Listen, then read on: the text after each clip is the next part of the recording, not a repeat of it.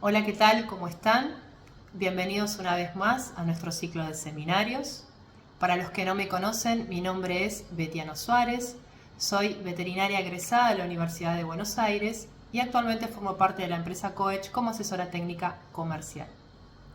El día de hoy vamos a estar hablando de los factores de riesgo de la enfermedad renal y para eso vamos a tener de invitada a la doctora Estela Molina.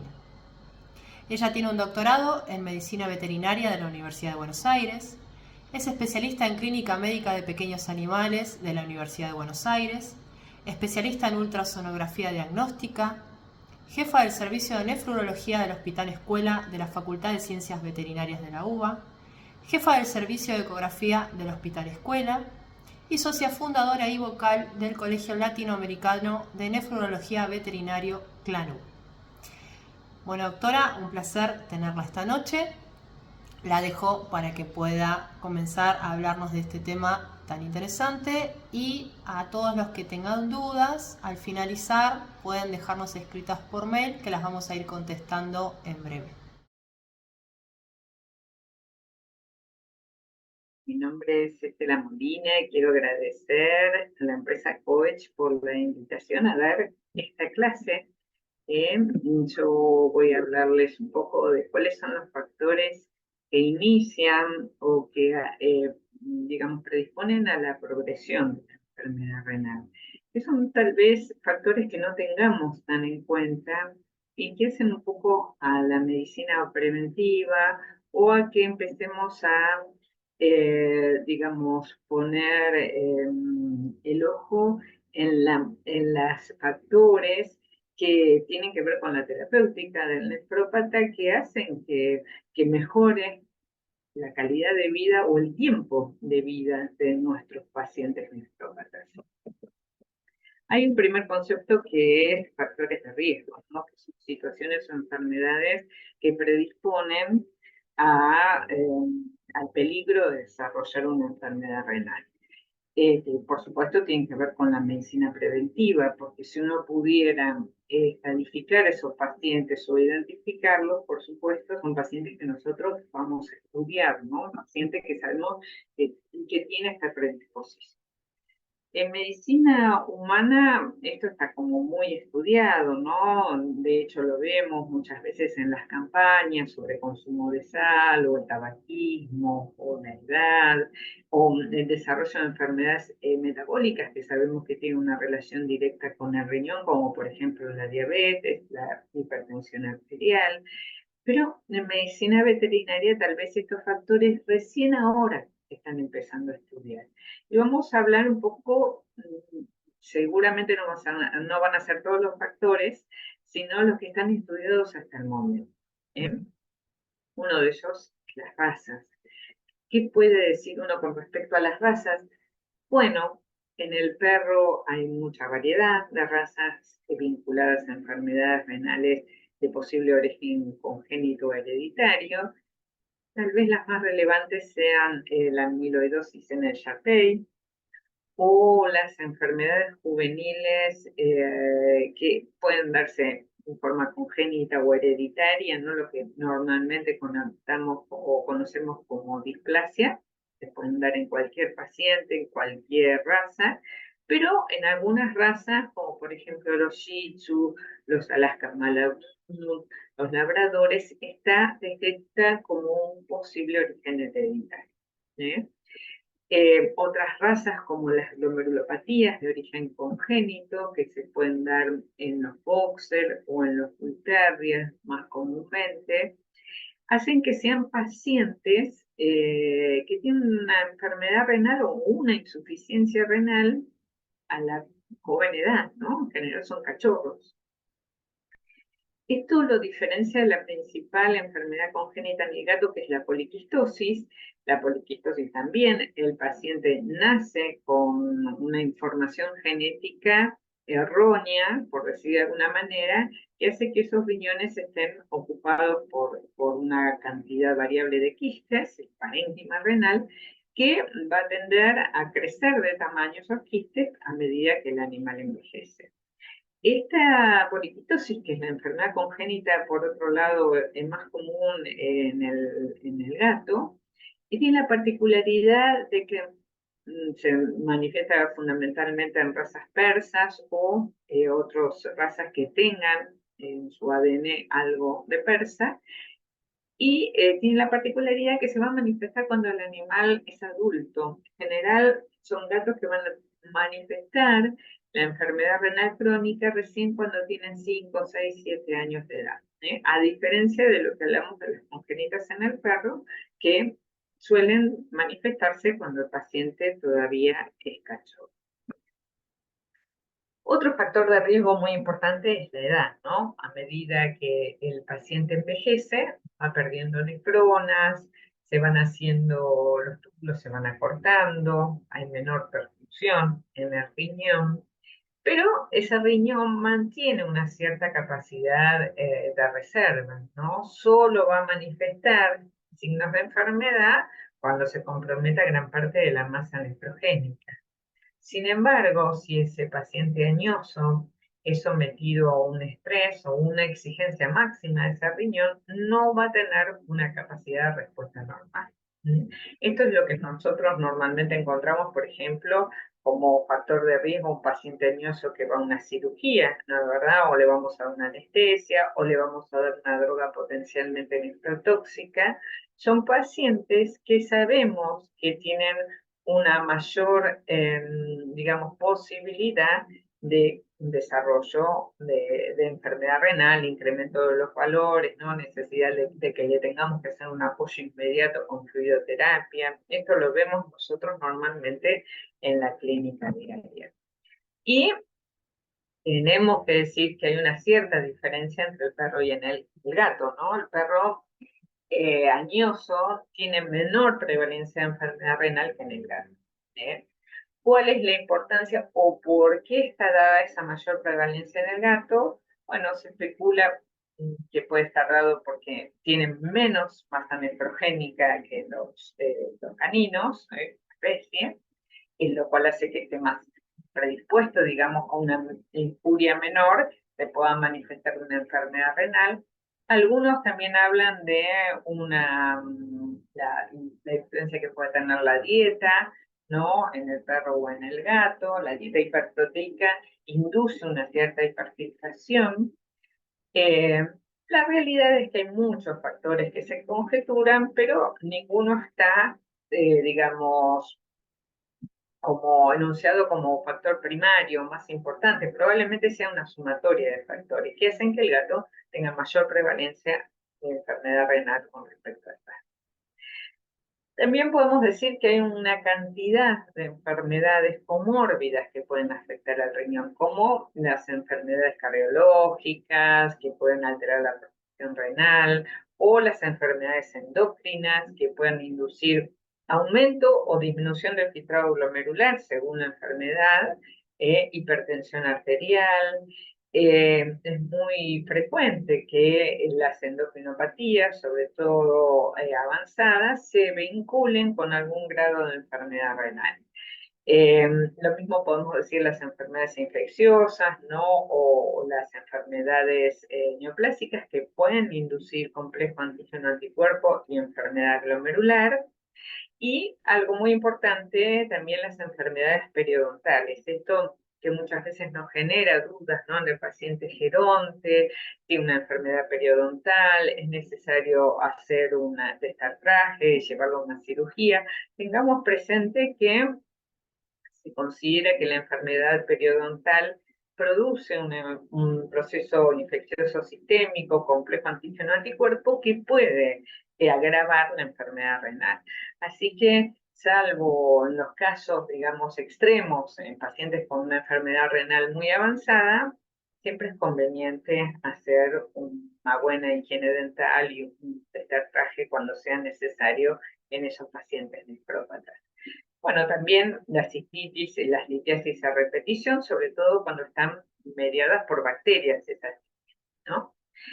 Importante, uno tiene que tener como esta idea de que si yo tengo una enfermedad que potencialmente puede afectar al riñón, tengo que ir a estudiar a ese paciente, a ver si puedo detectar precozmente la enfermedad renal, porque de alguna manera estoy deteniendo su progresión.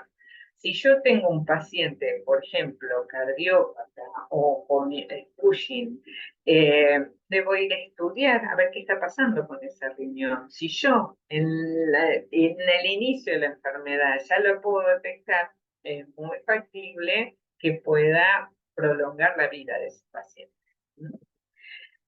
Las dietas es controvertido, algunos trabajos hablan que dietas en los gatos que tengan poco potasio y mucho fósforo pueden tener un efecto sobre el riñón deleterio. Un trabajo del 2018 nos habla de un cierto efecto protector del alimento seco sobre el desarrollo de la enfermedad renal en el gato, es muy controvertido. Lo único que, digamos que podemos decir en forma fehaciente, es que cada vez más está cuestionado el rol de la restricción de sodio en la dieta como un factor de, digamos, de protección sobre el riñón, porque es bien sabido que la hipertensión en el perro y en el gato no son sal dependiente, no dependen del contenido de sodio en la dieta como se ocurre en medicina humana. Inclusive, hoy por hoy se postula que una dieta baja en sodio en el gato puede inducir al sistema renina-angiotensina-aldosterona, que a su vez agravaría la hipocalemia en el caso que el gato la tuviera. Entonces, contenido de sodio en la dieta parece no tener mayor, digamos, relación con la enfermedad renal. Y por supuesto, siempre tenemos que tener identificados aquellos pacientes que por alguna situación van a recibir drogas potencialmente nefrotóxicas, sobre todo en aquellos casos que haya un factor de riesgo primario, ¿no? Por ejemplo, un paciente añoso que le tengo que dar un aminoglucósido, o un paciente que tiene una enfermedad cardiológica y le tengo que dar un quimioterápico. Pensar que esos factores de riesgo se pueden sumar.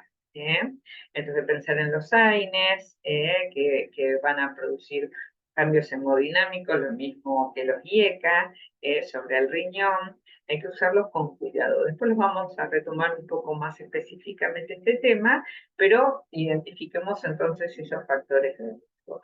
También lo menciono que en algunos trabajos hablan de algunas vacunas de gatos que están producidas cuyo crecimiento, digamos, de esa vacuna sean células renales benignas, también pueden inducir complejos inmunológicos. Y como otros factores de riesgo, también se habla de la injuria renal aguda, por supuesto.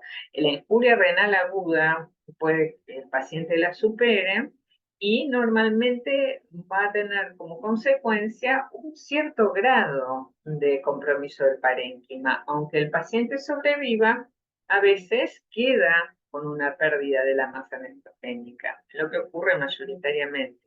Entonces, ese paciente que ya ha transitado una injuria renal aguda, aunque haya quedado con valores de urea y creatinina dentro del rango de referencia, son pacientes que seguramente tienen una mayor predisposición a desarrollar una enfermedad renal crónica, por ejemplo, cuando le demos una droga nefrotóxica o tal vez desarrolle una enfermedad cardíaca. Entonces, pasaron por una ira, son factores de riesgo para desarrollar una enfermedad renal crónica. Entonces, el siguiente desafío es, una vez que yo identifiqué a esos pacientes que son de riesgo, ¿cómo sé que son enfermos renales?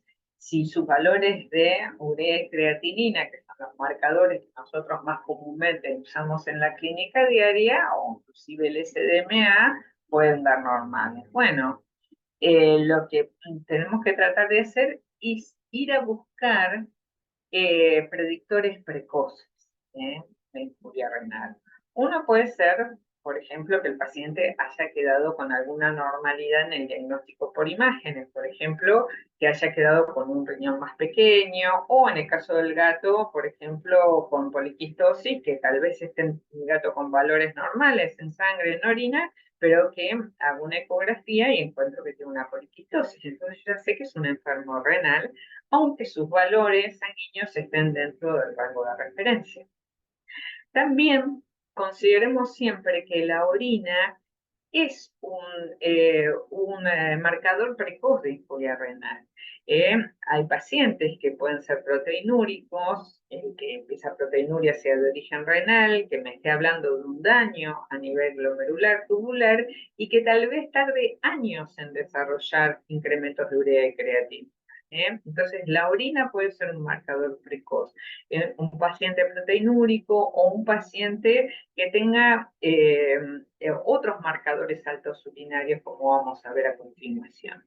O pacientes también que tienen valores de creatinina o SDMA o cistatina dentro del rango de referencia, pero que presentan incrementos a lo largo del tiempo. Y vamos a ver un poquitito más en detalle cada uno de ellos. Bueno, la proteinuria, recuerden que normalmente nosotros lo vamos a cuantificar.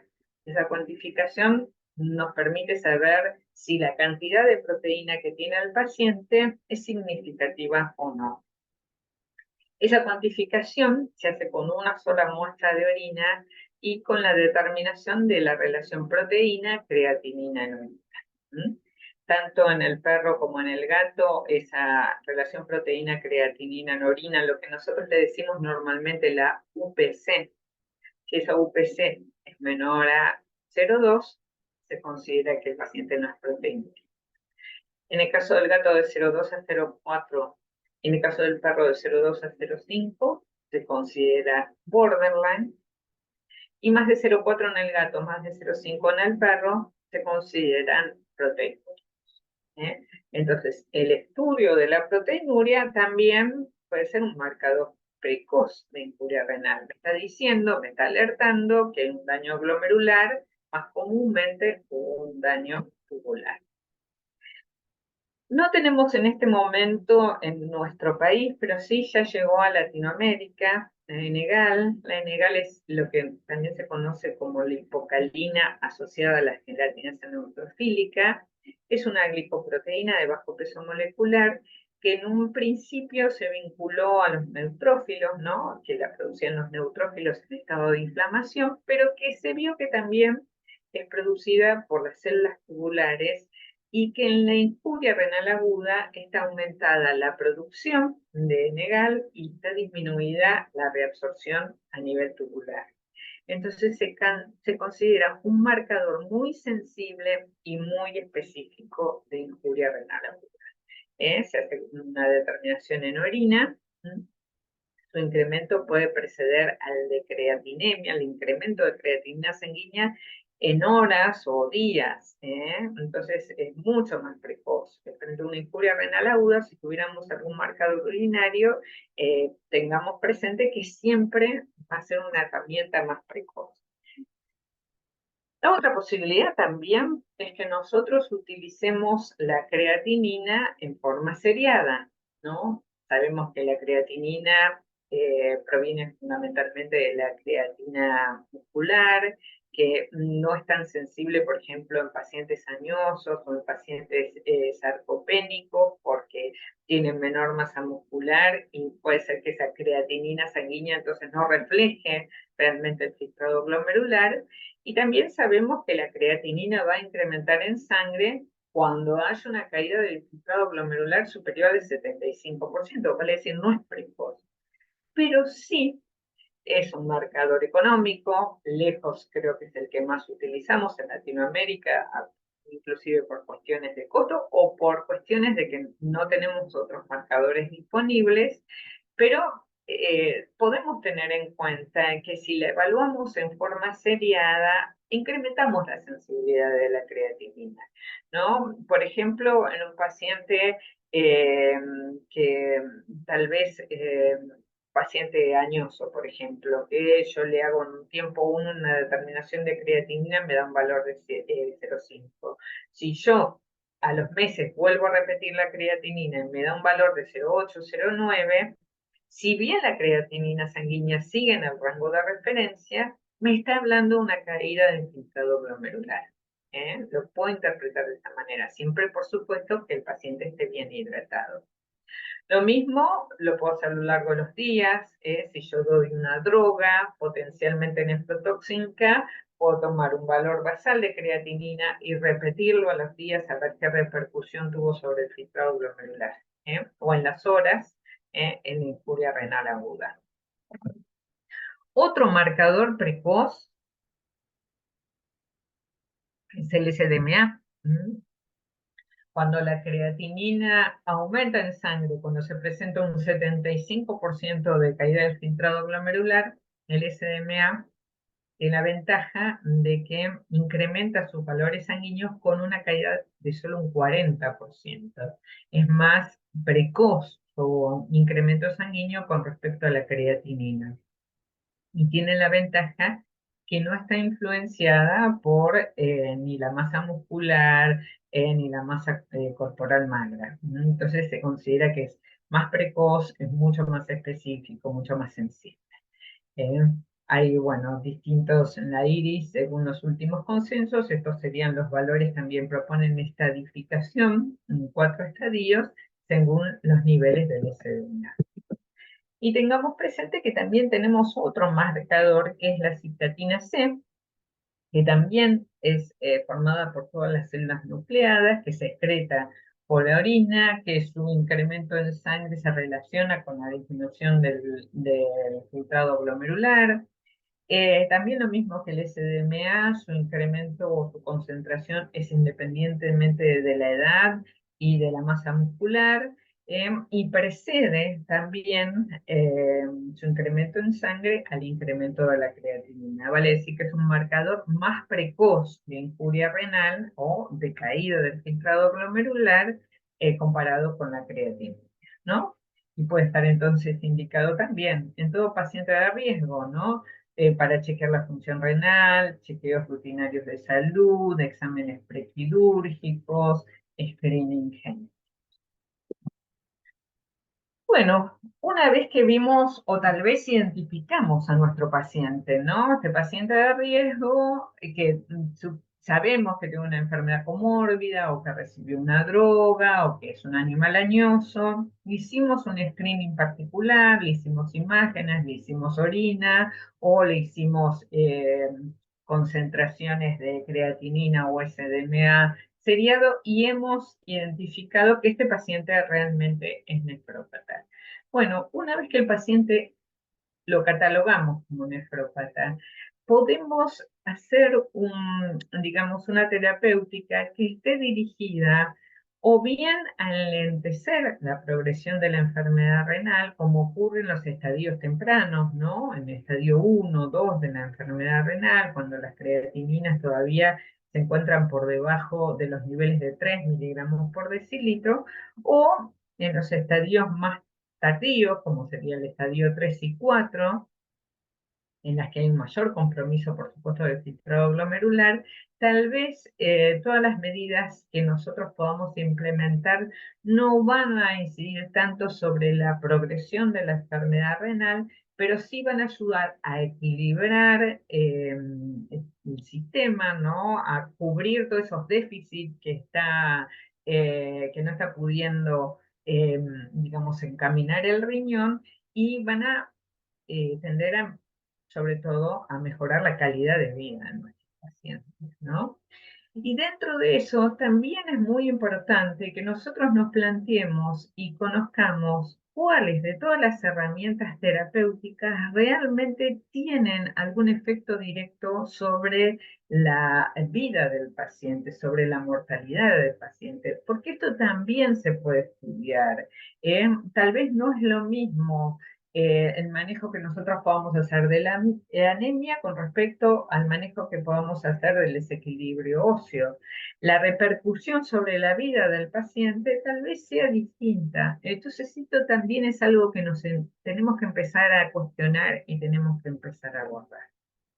En este sentido, hay muchos trabajos que hablan de los factores de la terapéutica, de los factores que tienden a manejar el desequilibrio renal, que tienen distinta injerencia sobre la progresión de la enfermedad renal. Y de los que vamos a ver, fundamentalmente los más importantes, el esfor corporal, la atrofia muscular, los incrementos de la creatinina, la hiperfosfatemia, el incremento del producto calcio-fósforo o el aumento del IGF-23, el incremento de la proteinuria y el hematocrito y la hemoglobina. Un factor entonces muy importante asociado con la sobrevida es la masa muscular y el peso corporal. Como vemos en esta tablita que está planteada en este trabajo de Rudinsky, ¿no? El peso corporal o la pérdida de masa muscular, lo mismo que ocurre en medicina humana, se vinculan con mayor mortalidad. Como estos pacientes que estamos viendo, ¿no? Acá en la izquierda hay una perrita, Dakota, que es una cachorrita con una enfermedad juvenil, fue levantada de la calle a los 2 meses de edad, me la traen para consulta a los 3 meses, tenía ya un estadio 4 de enfermedad renal y fíjense su condición corporal. El de la derecha es Orlando, un felino de 13 años también con un estadio 4 de enfermedad renal, y fíjense, los dos tienen un estado muy magro, algo que uno no quiere en el paciente renal crónico y que a veces nosotros tenemos que hacer mucho hincapié. El manejo de la dieta del nefrópata crónico es el pilar del tratamiento o uno de los pilares más importantes y también a veces resulta el más difícil de manejar. La dieta en el nefrópata es muy importante, ¿no? Y tengamos presente las condiciones que tiene que cumplir. Una, que tiene que mantener el estado nutricional del paciente. Tal vez un concepto que a veces nos confunde es esto de querer que el animal coma una dieta hipoproteica, cueste lo que cueste. Si el animal no come, si no se adapta a la dieta que nosotros imponemos, va a seguir perdiendo peso, va a consumir su propia masa muscular y va a seguir elevando los valores de urea, que es lo que nosotros no queremos, ¿eh? Entonces a veces hay que transar, hay que tratar de llevar a la dieta del paciente a lo más ajustado posible, a la condición más perfectible posible, pero a veces no es la condición ideal. Y tener presente que esa dieta tiene que cumplir con objetivos como corregir los desequilibrios metabólicos. Todo lo que el riñón no puede hacer, lo tengo que tratar de compensar con una buena dieta, como por ejemplo ese desequilibrio que se produce en la eliminación del fósforo urinario, la hiperfosfatemia, el hiperparatiroidismo. Esos factores los tengo que intentar corregir con la dieta, o la acidosis metabólica que se produce en el nefrópata por ese daño a nivel tubular que no permite mantener una excreción normal de hidrogeniones en los túbulos contorneados distales. Entonces, todos esos factores yo tengo que tratar de compensarlos a través de una dieta adecuada, ¿no? O el estrés inclusive oxidativo. Entonces, pensar esto, que en general la dieta, el objetivo principal es hacer un aporte de fósforo reducido. ¿Por qué? Porque va a desarrollar o va a perpetuar o no me va a permitir manejar adecuadamente la hiperfosfatemia y el desequilibrio óseo vinculado al nefrópata crónico. Entonces, en general, las dietas con restricción de fósforo y proteínas se inician en estadios 2, ¿no? Y esas dietas tienen que tener también una alta densidad calórica, porque el paciente nefrópata crónico tiene una tendencia sobre todo en los estadios más avanzados, a disminuir el apetito. Entonces yo me tengo que garantizar que con poca ingesta el paciente cubra su necesidad calórica. Suelen ser dietas que están suplementadas con omega 3, con omega 6, con vitamina B, con potasio, en el caso de los gatos porque tienden a una hipocalemia, con antioxidantes y alcalinizantes porque el nefrópata crónico tiene una tendencia a la acidosis. ¿Esta dieta necesita ser siempre comercial? No, también puede ser una dieta formulada en forma casera, eh, pero cumple estos mismos requerimientos, ¿no?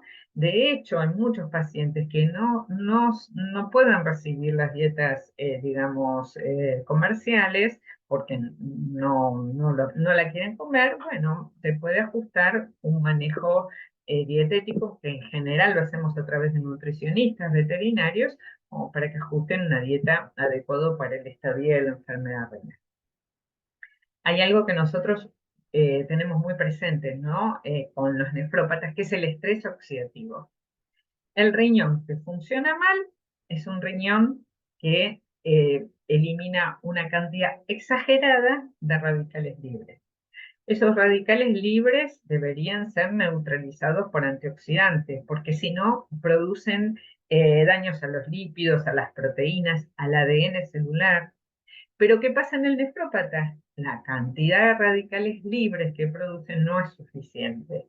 Entonces, es necesario en estos pacientes que se haga un manejo adecuado con antioxidantes.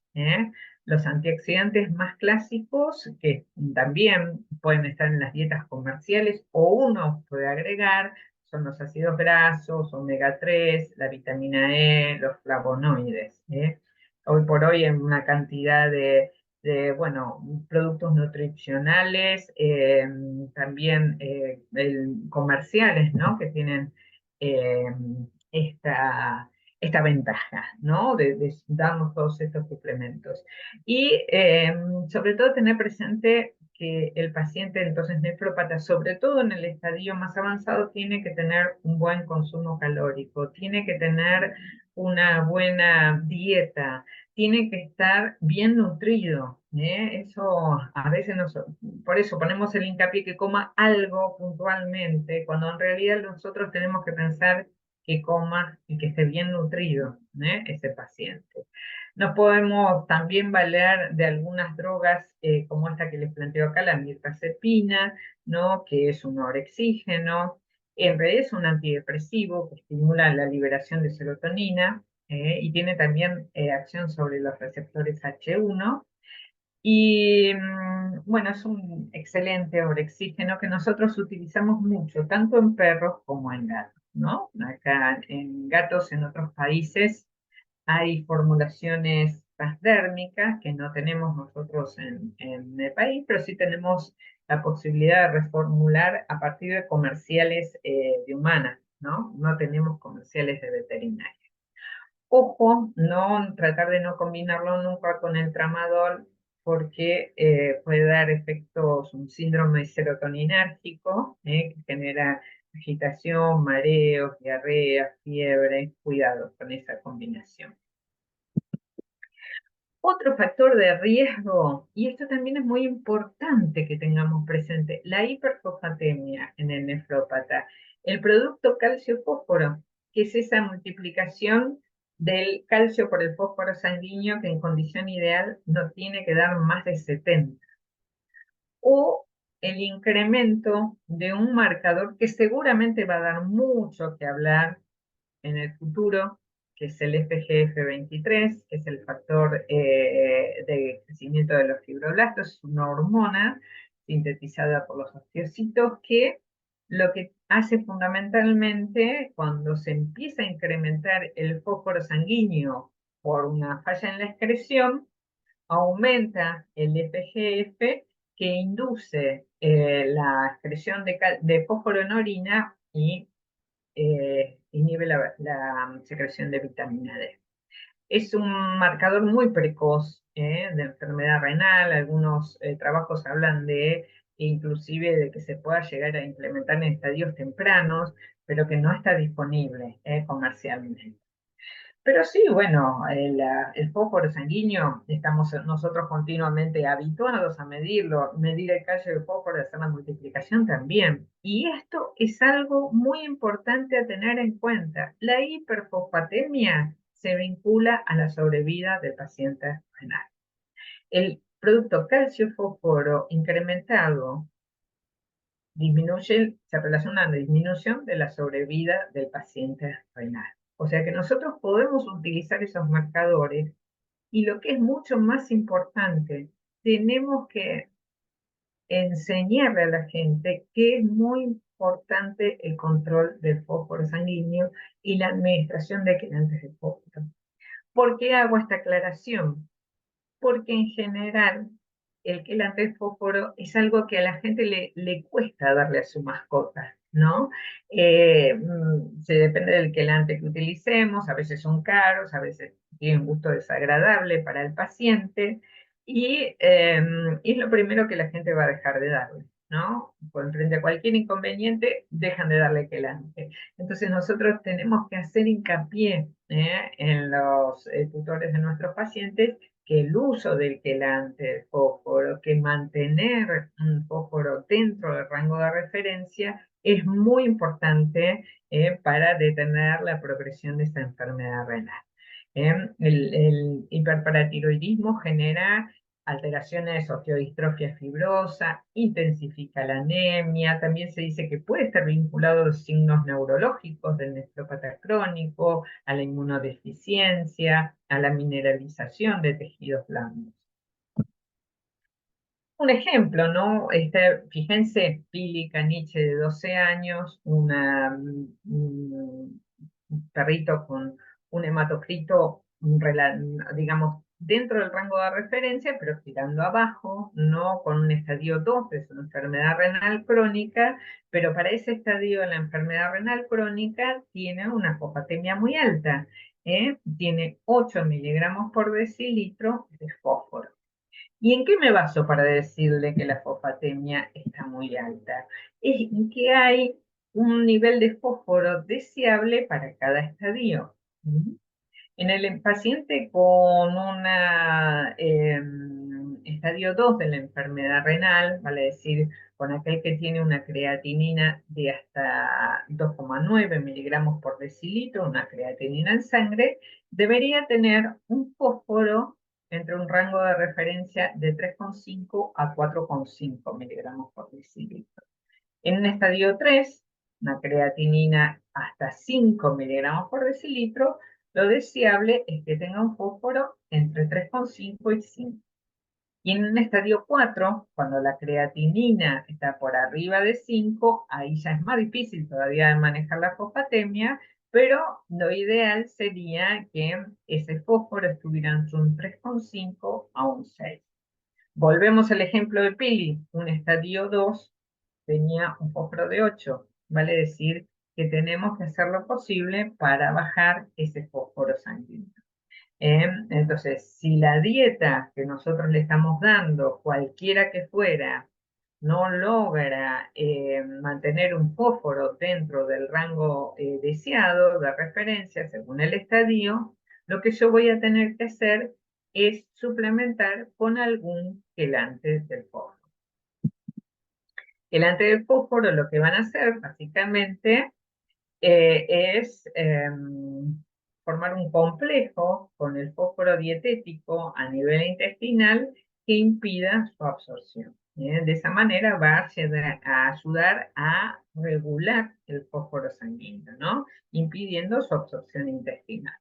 Hay muchos quelantes de fósforo. Afortunadamente, en los últimos tiempos también estamos teniendo cada vez más comerciales veterinarios con quelantes de fósforo, más alternativas, ¿no? Porque hasta hace poco lo único que teníamos eran los de farmacia, el hidróxido de aluminio, bueno, el carbonato de calcio, el acetato de calcio, y luego también tenemos algunas drogas como polímeros no metálicos como el Sevelamer.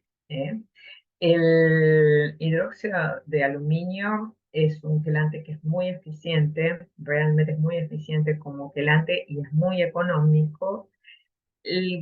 Digamos, la gran contraindicación que tiene es que muchas veces en las presentaciones, por ejemplo, de humana no son palatables, tiene un gusto metálico que es muy difícil para la gente darle el hidróxido de aluminio. Pero ahora les digo, tenemos un montón de comerciales veterinarios que tiene hidróxido de aluminio combinado con carbonato de calcio, tenemos otras opciones.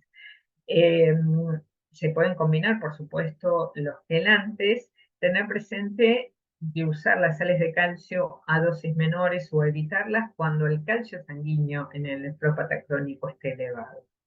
Y un concepto importante del quelante de fósforo es que se debe dar antes de las comidas, unos 15, 20 minutos antes de las comidas, de manera de formar estos complejos que impidan la absorción del fósforo intestinal.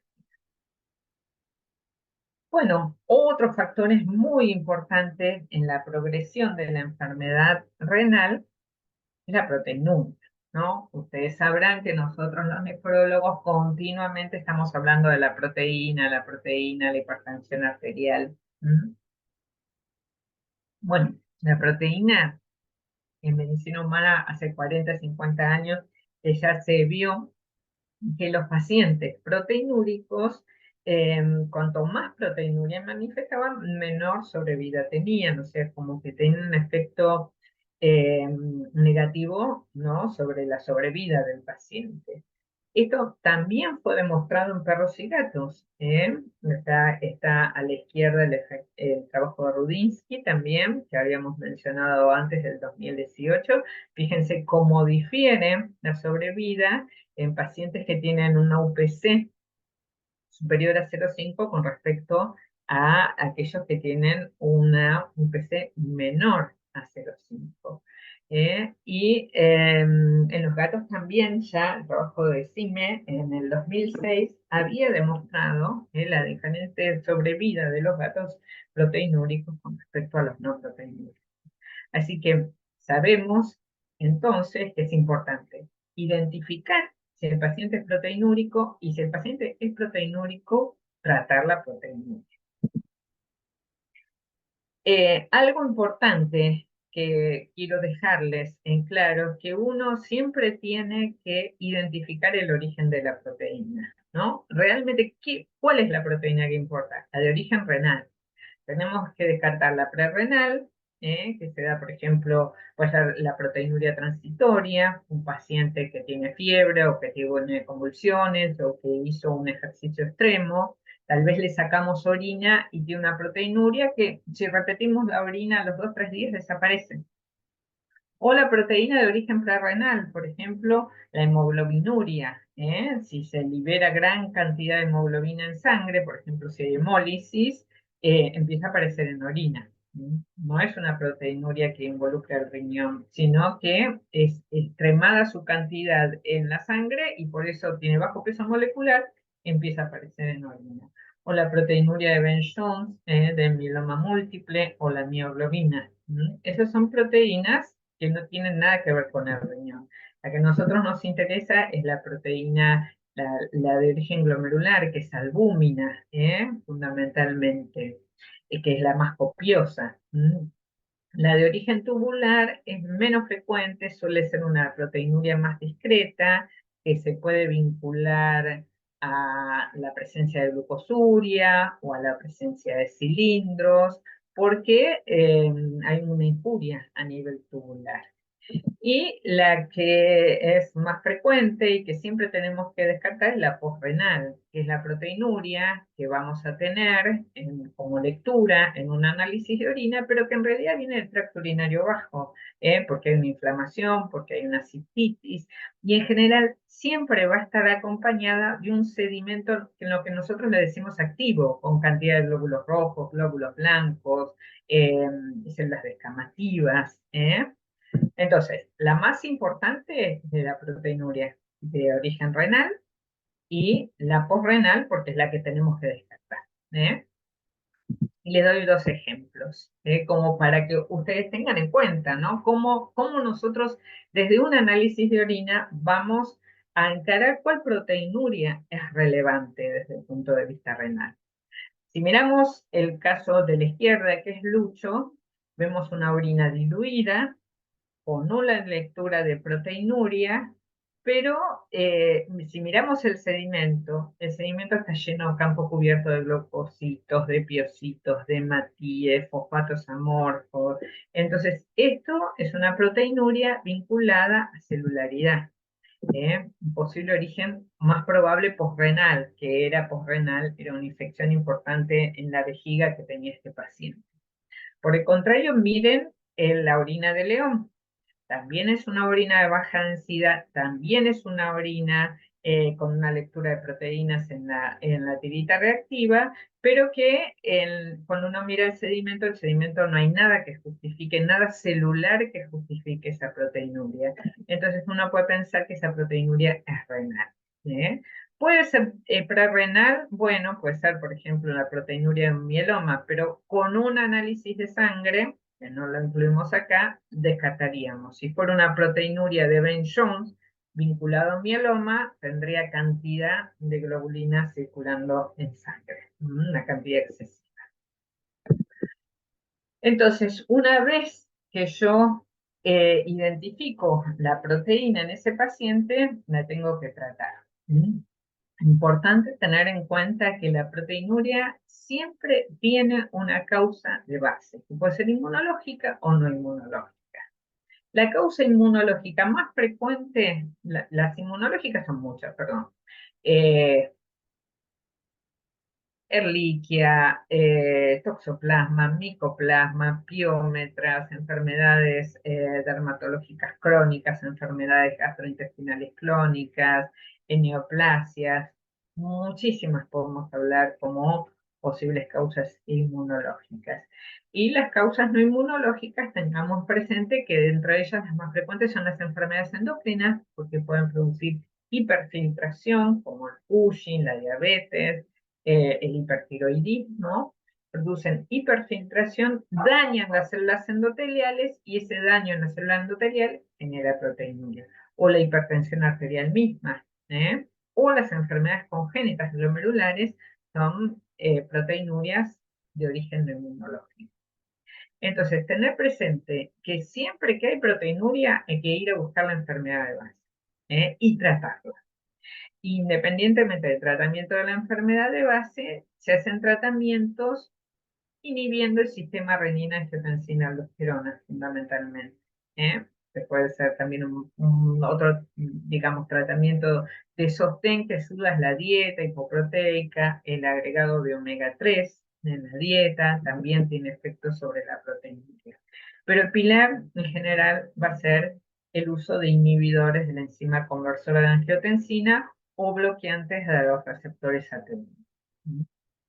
Tienen muchos efectos antiproteinúricos, reparan la carga negativa de la proteína que recubre el glomérulo, reparan los poros, disminuyen la presión de filtrado, o sea, tienen muchos efectos hemodinámicos y estructurales en el glomérulo que detienen o disminuyen la proteína. Dentro de los YICAS, los que más usamos es el benacepril, el enalapril, el ramipril, y dentro de los bloqueantes de los receptores AT1, el telmisartán. El losartán no tiene tanto efecto metabólico en perro y en el gato, por eso el que normalmente utilizamos es el telmisartán. La espironolactona la podemos utilizar como coadyuvante, pero nunca la vamos a usar como única droga para el manejo de la proteinuria. Bueno, hay muchos estudios que hablan de las distintas drogas como antiproteinúrico. De lo que sabemos, por lo menos hasta el momento, el telmisartán es mejor como antiproteinúrico según algunos trabajos con respecto a los IECAS. En mi experiencia personal, a veces hay animales que responden mejor a los IECAS y a veces hay animales que responden mejor al telmisartán, hablando de perros. En el gato tienen muy parecidas los efectos antiproteinúricos del telmisartán con respecto al benacepril, pero la gran ventaja es que el telmisartán es mejor antihipertensivo que el benacepril. Vale decir, que el gato es proteinúrico e hipertenso, el benacepril entonces es la droga de elección. Pero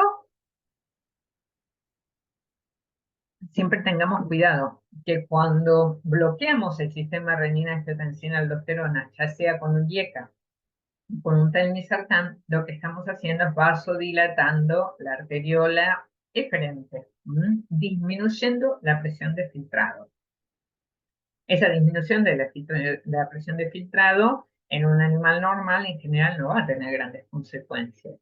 Pero si nosotros tenemos un nefrópata crónico, el nefrópata crónico sobrevive porque sus nefronas están hiperfiltrando las sobrevivientes, ¿no? Vasodilatan su arteriola eferente y vasocontraen la eferente. Mantienen entonces una presión máxima de filtrado. Tal vez ese nefrópata, si yo relajo su arteriola eferente, produjo una caída significativa del filtrado glomerular.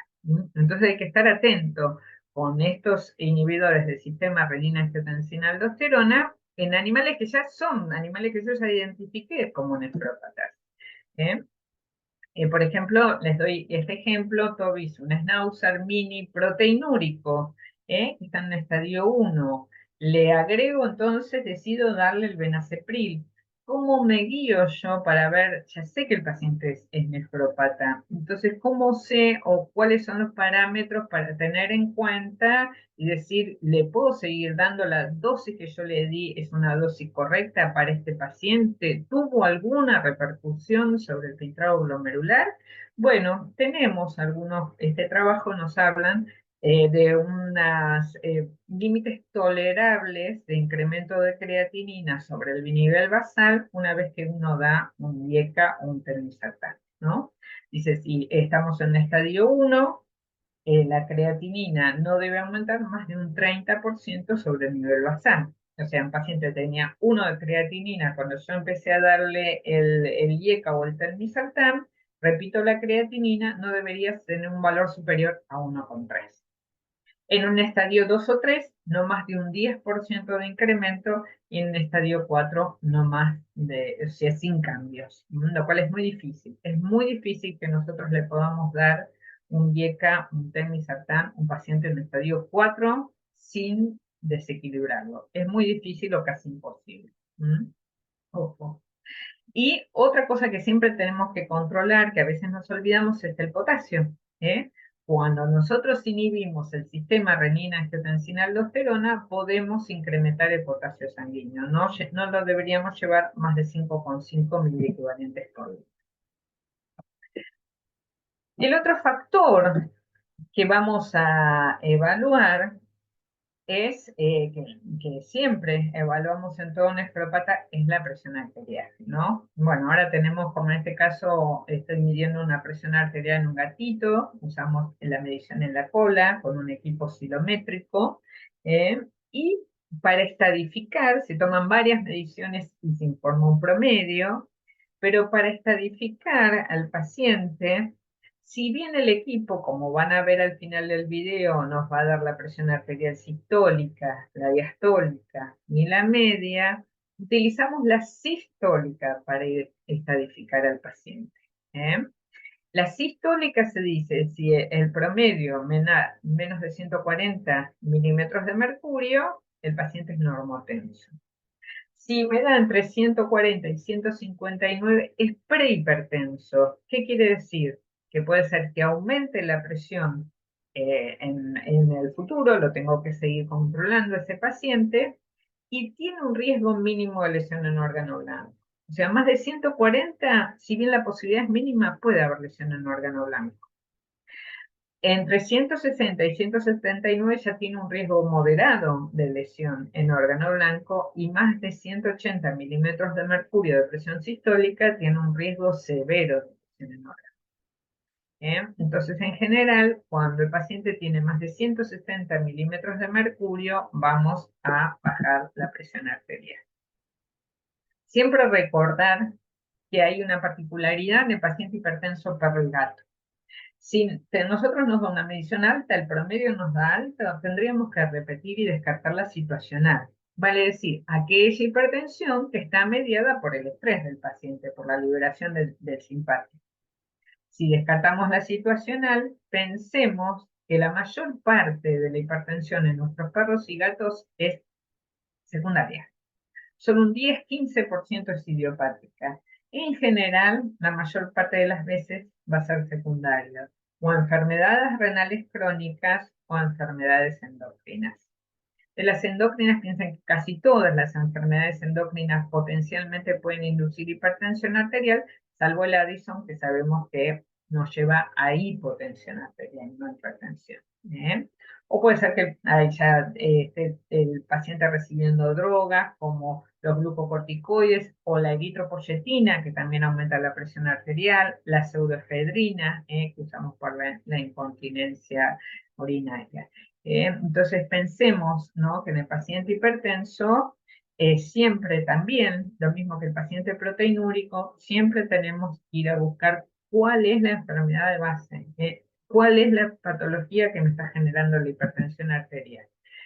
Recordando que esa hipertensión arterial tiene distintos órganos blancos, el cerebro, el ojo, el corazón y el riñón. Un riñón puede generar hipertensión arterial, pero también es órgano blanco de esa hipertensión arterial.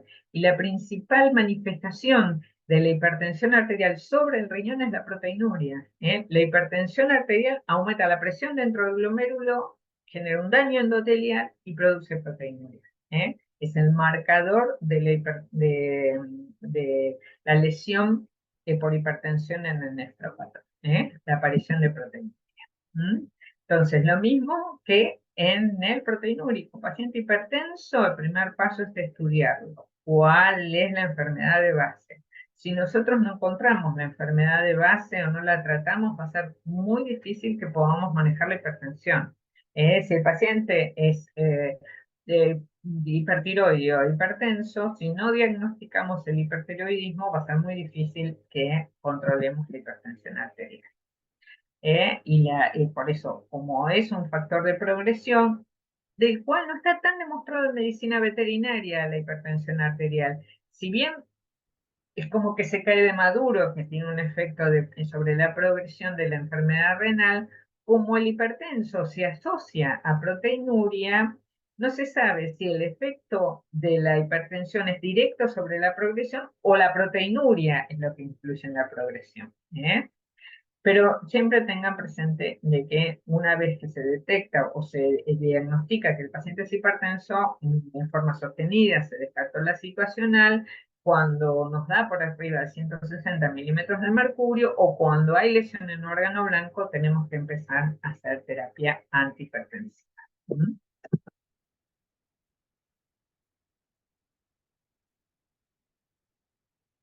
Algo importante que quiero recalcar, porque creo que a veces se da lugar como a confusión. Hay drogas antihipertensivas y drogas antihipertensivas proteinúricas.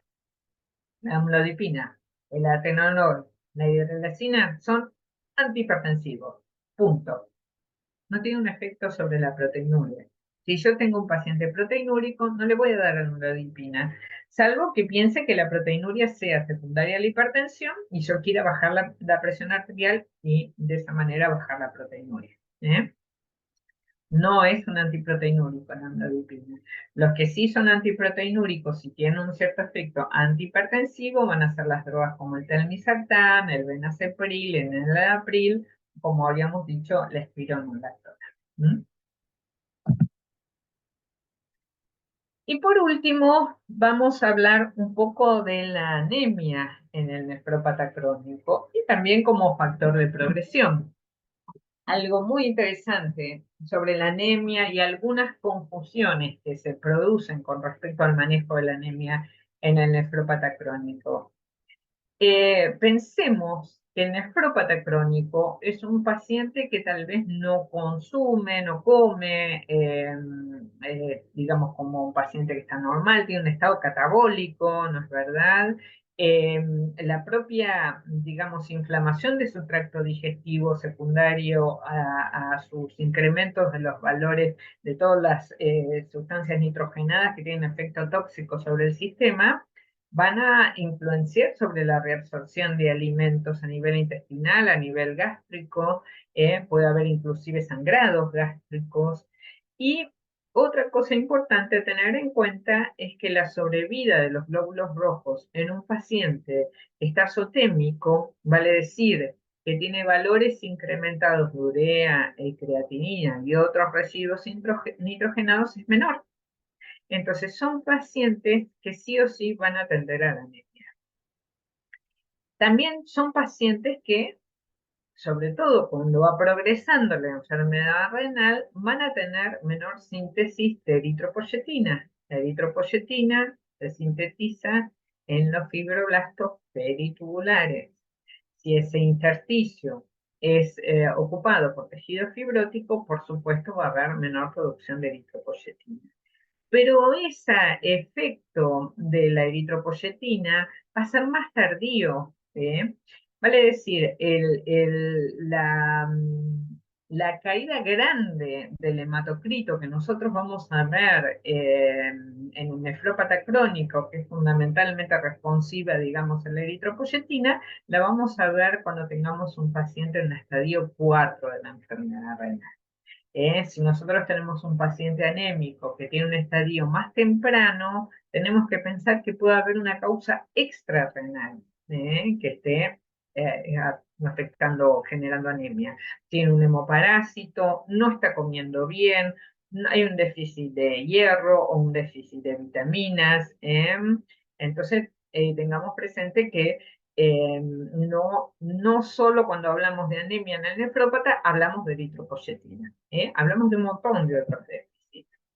¿Y qué pasa con respecto a la anemia como factor de progresión? Bueno, su correlación es controvertida, porque acá les puse dos trabajos totalmente opuestos, ¿no?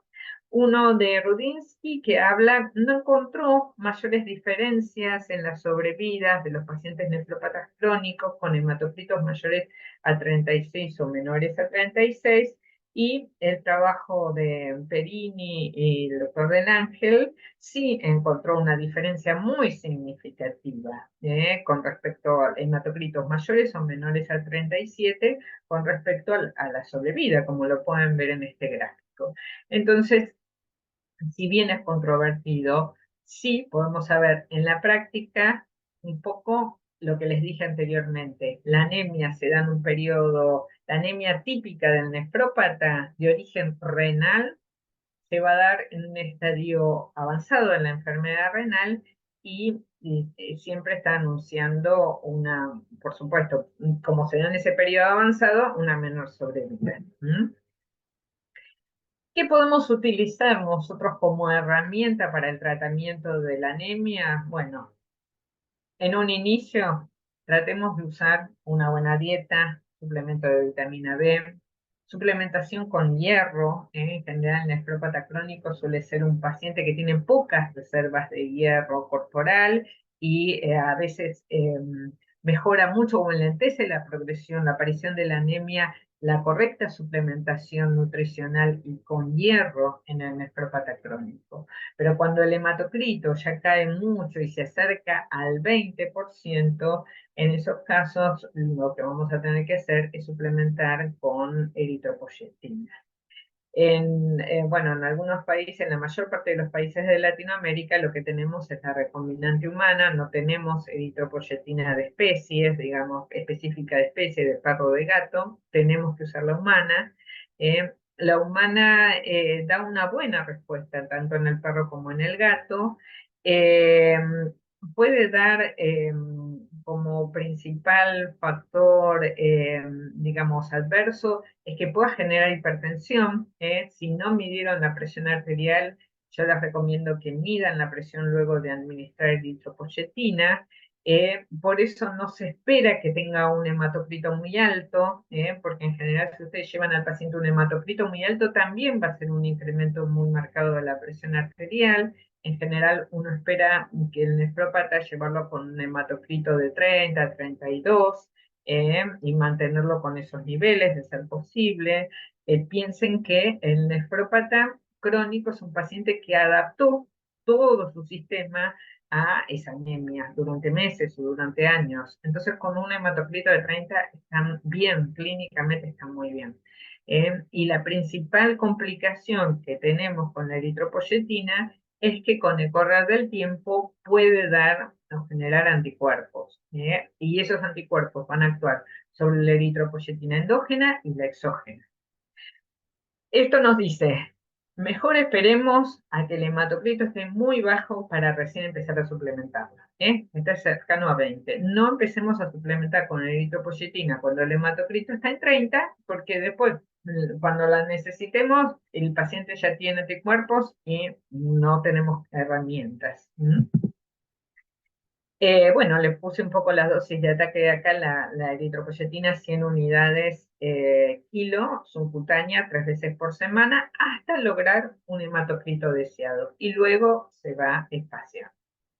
Y siempre recuerden, cuando dan eritropoyetina, suplementar con hierro, sulfato ferroso o hierro Dextran, que se puede dar cada 2 o 3 semanas, que hay comerciales de humana que se usan sobre todo en los gatos, lo utilizamos mucho.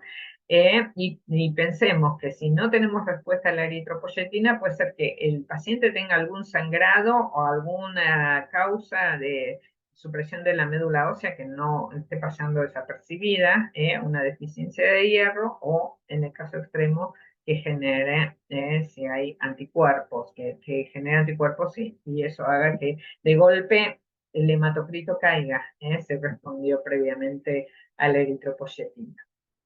Hay otros comerciales, como la darbepoetina, que es una poyetina sintética, que lamentablemente no está en el país, sí está en Brasil, es cara, es muy cara, pero bueno, tiene la ventaja de que es más potente y tiene una acción más prolongada, se da una sola vez por semana y que genera mucho menos anticuerpos.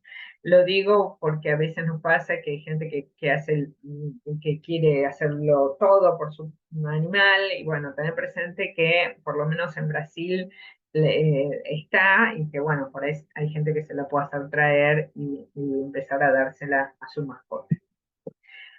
También tenemos ahora, que no está en el país, pero seguramente va a llegar a la brevedad, algún otro elemento para el manejo de la anemia, como es el Varencin, que lo que hace el Varencin es inhibir la hidrólisis del factor liberado por la hipoxia. Entonces lo que hace es estimular la producción endógena de eritropoyetina.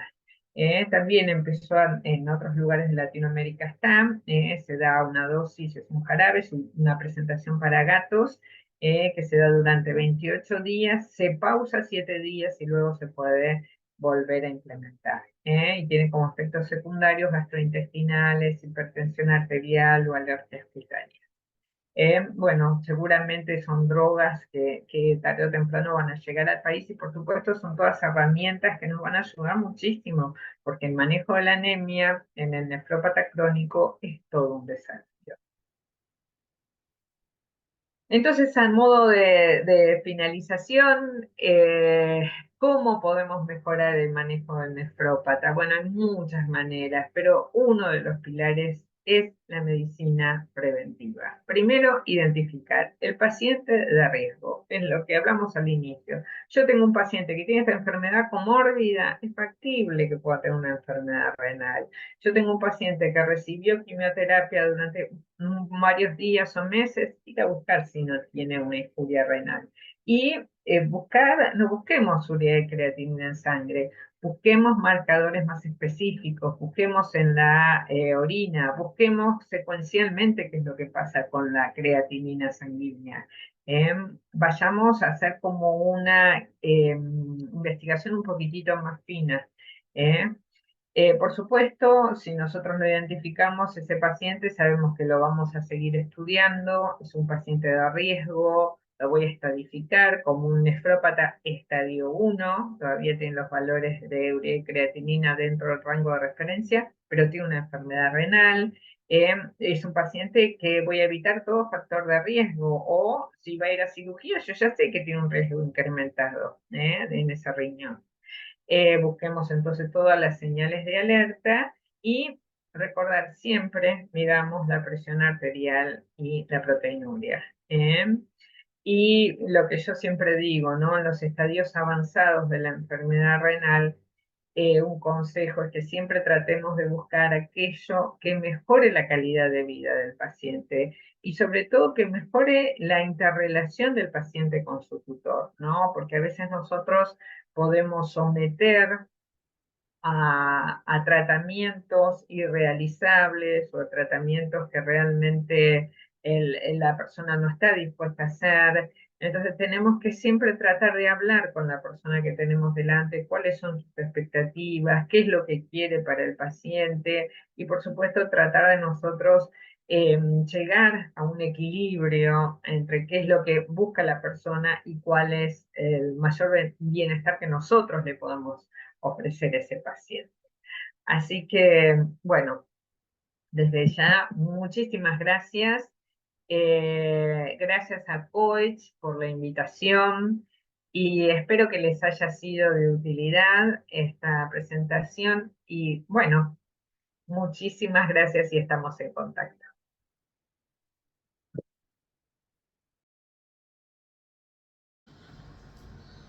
Muchas gracias, doctora.